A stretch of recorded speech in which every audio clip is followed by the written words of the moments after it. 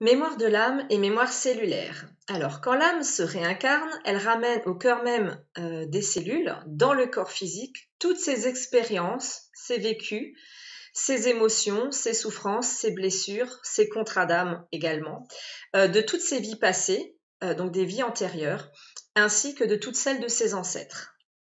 Tout ce qui est vécu dans la non-acceptation, qui n'a pas été intégré, accepté, digéré, va s'accumuler sous forme d'énergie et donc d'informations, de programmes au niveau de l'âme. Et quand elle vient s'incarner, comme elle le ramène dans le corps, toutes ces informations, tous ces programmes vont être actifs de manière inconsciente dans nos cellules, dans notre corps.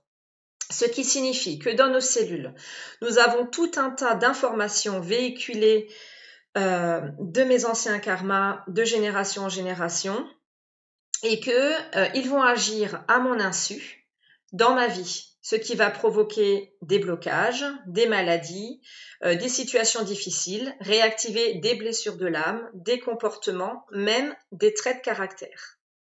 Chaque mémoire a une fréquence vibratoire, a une fréquence particulière, qui va m'attirer par attraction, en résonance dans ma vie, les situations, les symptômes, les maladies, les blocages que j'ai à comprendre afin que je puisse aller les libérer. C'est ça le chemin d'éveil et d'évolution. En fait, mon énergie cellulaire va entrer en résonance avec l'univers qui va concrétiser dans ma vie ce que je porte en moi, au cœur même de mes cellules. Je te donne un exemple. Tu sors avec une belle chemise et tu ne sais pas que sur cette chemise tu as une tache. Si personne ne te dit que tu portes cette tache, eh bien tu vas la garder. À partir du moment où tu en as conscience, tu vas pouvoir aller nettoyer cette tache et aller voir qu'est-ce qui se passe. Au niveau de la mémoire, c'est exactement la même chose. Je porte des informations en moi dont je n'ai pas conscience, mais elles vont se concrétiser dans ma vie par des situations de vie parfois très compliquées, des maladies ou des répétitions des schémas qui se répètent.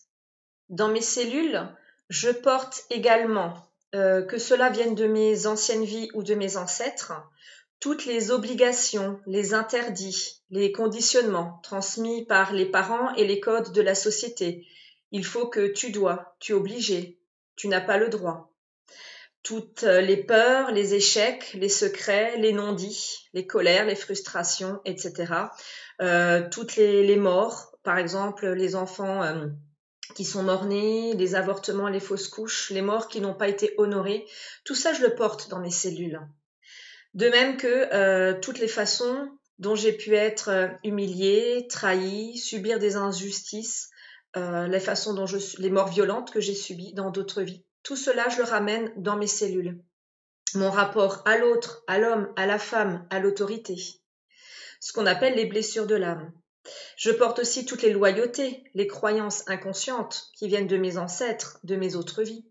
Tous les contrats que j'ai passés avec d'autres personnes, les vœux, les promesses, les pactes, également la magie, les malédictions. Comment se libérer de ces informations stockées dans les cellules, de ces mémoires cellulaires et des mémoires de l'âme?